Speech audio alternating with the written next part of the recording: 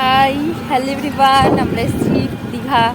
তো এখন সমুদ্রে স্নান করতে যাচ্ছে। তো মা আছে, এখানে আমার ভাই আছে। চলো, আমরা আপাতত এখন বসে আছি কারণ প্রচুর ঢেউ। তো মা বসে আছে, এখানে ভাই।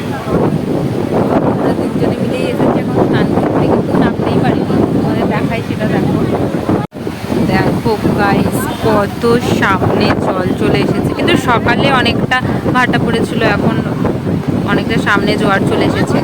জানো যে আমি দীঘায় এসেছি ঘুরতে, তো ঘুরতে একটা ব্লগ পোস্ট করাও হয়নি।